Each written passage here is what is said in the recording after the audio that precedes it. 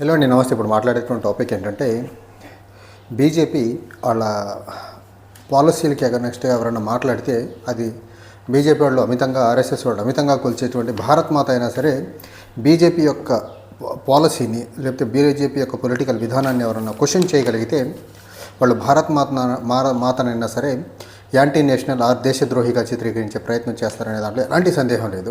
So ఈ topic ఇప్పుడు ఎందుకు మాట్లాడాల్సి వస్తుందంటే parliamentary standing committee on rural development and Panchayati Raj, ఈ పార్లమెంటరీ స్టాండింగ్ కమిటీకి కాంగ్రెస్ ఎంపీ సప్తగిరి సంక ఉల్లాకా అనే ఎంపీ, లోక్సభ ఎంపీ, ఇతనికి ఈ పర్టికులర్ స్టాండింగ్ కమిటీకి చైర్మన్గా ఉన్నారు. సో ఈ స్టాండింగ్ కమిటీకి చైర్మన్గా ఉన్నటువంటి సప్తగిరి సంక ఉల్లాకా ల్యాండ్ యాక్విజిషన్ యాక్ట్కి సంబంధించి ఒపీనియన్ తీసుకునే ప్రయత్నంలో భాగంగా civil society as well as యాక్టివిస్టులను పిలిచి వాళ్ళని ప్యానల్ ముందుకు పిలిచి వాళ్ళ ఒపీనియన్ తీసుకునే ప్రయత్నం చేస్తున్నారు. అండ్ ఆ ప్రయత్నంలో భాగంగా మేధా పట్కర్ని, ప్రకాష్ రాజ్ లాంటి యాక్టివిస్టులని, లేకపోతే సివిల్ సొసైటీలో బలంగా పనిచేసేటువంటి బలంగా పనిచేసేటువంటి అభ్యర్థులను పిలిచే పని చేశారు.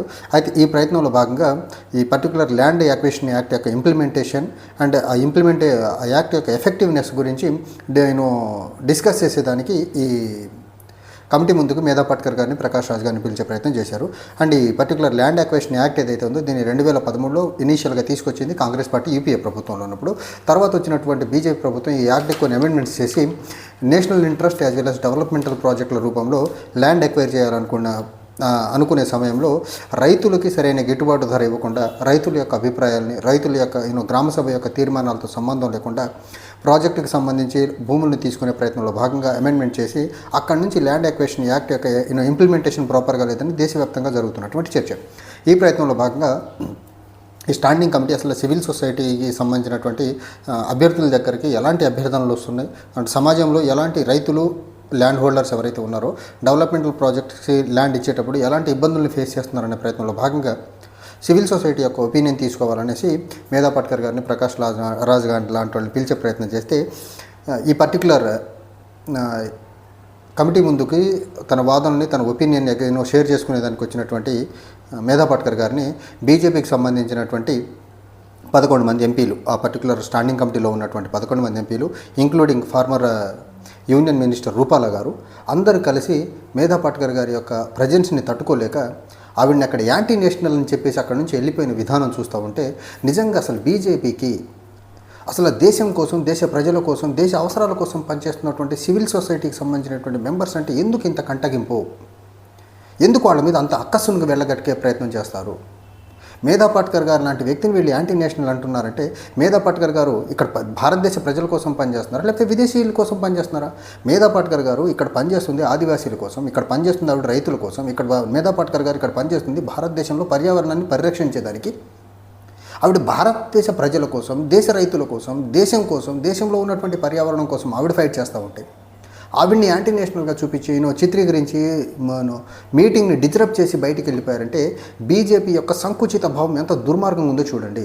అండ్ బీజేపీ ముందు ఎవరన్నా దేశ ప్రజల కోసం, రైతుల కోసం, దేశంలో ఉన్నటువంటి పర్యావరణం కోసం, దేశంలో ఉన్నటువంటి రైతాంగం యొక్క భూముల్ని లాక్కునే విధానానికి ఎగనెస్ట్గా మాట్లాడే ఎవరు గొంతునన్నా వినేదానికి సిద్ధంగా లేరనేది ఇంతకంటే ఎగ్జాంపుల్ ఇంకేమైనా చెప్పుకోవాలి మనము.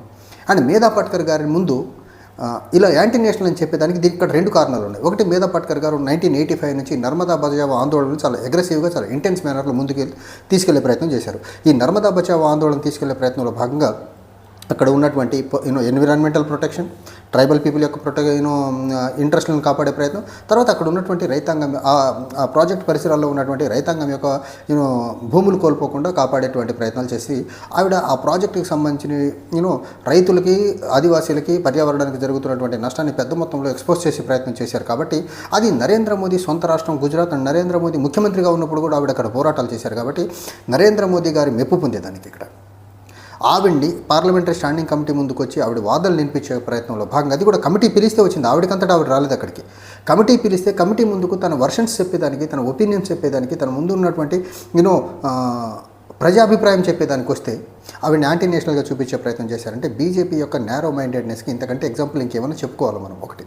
రెండోది, ఇక్కడ మేధా పట్కర్ గారిని సివిల్ సొసైటీ ఈ parliamentary standing committee on rural development and Panchayati Raj ముందు పిలిచేదానికి ముందు ఆవిడ అక్కడికి వచ్చి ఒపీనియన్ చెప్పే ముందు ఇక్కడ ఇంకొకళ్ళ మెప్పు కూడా పొందాలి.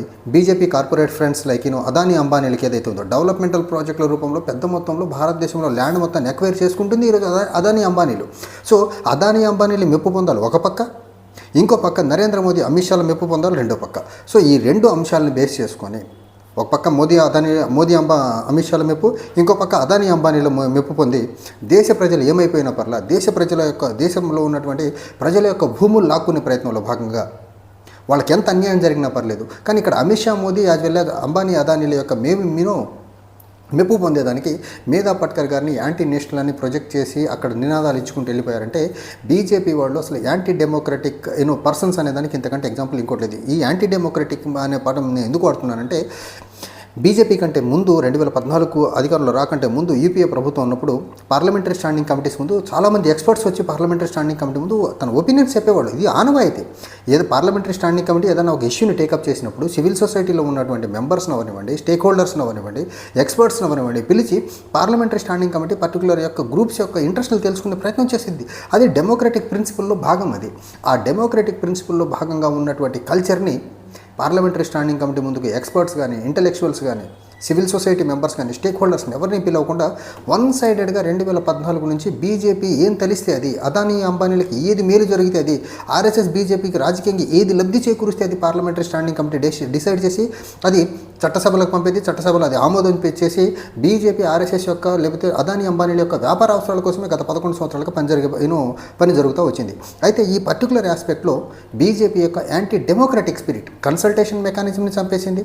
Group of ministers, empowered group of ministers, experts committee ఇలాంటి ఏ కమిటీలు లేకుండా నరేంద్ర మోదీ, అమిత్ షాలు ఏది తలిస్తే అదే భారతదేశానికి చట్టం, అదానీ అంబానీలకి ఏది అవసరమే అదే భారతదేశానికి చట్టంగా మారిపోయి దేశంలో ఉన్నటువంటి సంపదని కొల్లగొట్టే, దేశంలో ఉన్నటువంటి రిసోర్సెస్ని కొల్లగొట్టే దానికి ఈ నరేంద్ర మోదీ, అమిత్ షాతో కూడుకున్నటువంటి ఈ బీజేపీ ఆర్ఎస్ఎస్ల ప్రభుత్వం రైతుల దగ్గర నుంచి భూములు లాక్కుంటున్న క్రమంలో రైతులకు సరైన కంపన్సేషన్ ఇవ్వక, డెవలప్మెంటల్ ప్రాజెక్ట్స్ వచ్చిన తర్వాత ఆ ప్రాజెక్ట్స్కు లోకల్స్కి ఎంప్లాయ్మెంట్ ఇవ్వకుండా అండ్ ఇవ్వాల్సినటువంటి కంపన్సేషన్ కూడా ఆ యాక్ట్లో చెప్పిన దానికంటే తక్కువ ఇవ్వడం, ఇన్ని రకాలుగా రైతులను ఇబ్బంది పెట్టుకుంటూ ఈ చట్టాన్ని ఇంప్లిమెంట్ చేస్తున్న క్రమంలో దీని ఇంప్లిమెంటేషన్లో ఉన్నటువంటి ఎఫెక్టివ్నెస్ గురించి పర్టికులర్ స్టాండింగ్ కమిటీ ఎక్స్పర్ట్స్తో పిలిచి మాట్లాడే ప్రయత్నం చేస్తే అక్కడ వీళ్ళు యాంటీ నేషనల్ అనే ఒక నినాదం ఇచ్చి వెళ్ళిపోయారంటే వీళ్ళ నరేంద్ర మోదీ అండ్ అమిత్ షాతో కూడుకున్నటువంటి బీజేపీ ప్రభుత్వం ఎంత దుర్మార్గంగా రైతుల భూములు లాక్కునే ప్రయత్నం చేస్తుందో చూడండి. ఒక పక్క రైతు సంఘాలు కేంద్ర ప్రభుత్వం ఎప్పుడు చర్చలు జరిపినా, రైతులకు సంబంధించినటువంటి ఏ అంశం మీద చర్చ జరిగినా ఈ ల్యాండ్ యాక్విజిషన్ యాక్ట్ మీద చర్చకు వస్తుంది. వాళ్ళు ల్యాండ్ యాక్విజిషన్ యాక్ట్లో ఉన్నటువంటి లోపాలని కేంద్ర ప్రభుత్వం ముందు పెట్టే ప్రయత్నం చేస్తున్నారు. కానీ దాని మీద ఎప్పుడు చర్చ జరపరు. ఆ పర్టికులర్ యాక్ట్ని అమెండ్ చేసి రైతులకు అనుకూలంగా మార్చే పని చేయరు. ఆ చట్టాన్ని మార్చాల్సి వస్తే కార్పొరేట్లకు అనుగుణంగా మార్చే పని చేస్తున్నారు. ఇప్పుడు నేను అర్లియర్ ఒక వీడియోలో చెప్పినట్టు 8 సంవత్సరాల కాలంలో 900 సార్లు జీఎస్టీ చట్టాన్ని అమెండ్ సవరణ చేసినటువంటి బీజేపీ ఈ ల్యాండ్ అక్విజిషన్ యాక్ట్ని కూడా సవరణ చేశారు. బీజేపీ వాళ్ళు అధికారంలోకి వచ్చిన తర్వాత అది కార్పొరేట్లకు అనుగుణంగా భూములు లాక్కునే దానికి చట్టాన్ని సవరణ చేశారు. కానీ దేశ ప్రజలు తమ భూముల్ని డెవలప్మెంటల్ ప్రాజెక్టుల కోసం కార్పొరేట్లకు కట్టబెడుతున్న క్రమంలో ప్రజలకు మేలు చేసేదానికి మాత్రం అమెండ్మెంట్ చేయలేదు బీజేపీ వాళ్ళు.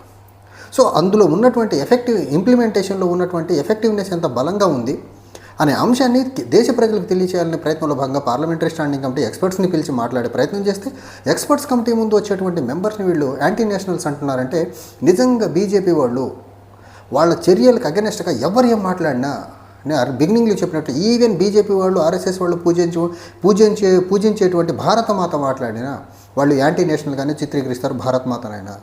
బీజేపీకి అగెనెస్ట్గా మాట్లాడితే భారతమాత యాంటీ నేషనల్, దేశద్రోహి ఈ ఒక్క దుర్మార్గమైన పదంతో దేశ ప్రజల్ని మభ్యపెట్టుకుంటూ అమాయక ప్రజల్ని వీళ్ళకి డొల్లతనాన్ని కప్పిపుచ్చుకుంటూ ముందుకెళ్తూ పాలన సాగిస్తూ దేశంలో ఉన్నటువంటి ప్రజలకి మరీ ముఖ్యంగా దేశంలో ఉన్నటువంటి రైతులకి, మార్జినలైజ్డ్ కమ్యూనిటీస్కి తీరం ద్రోహం చేస్తుంది బీజేపీ ప్రభుత్వం గత 11 సంవత్సరాలుగా.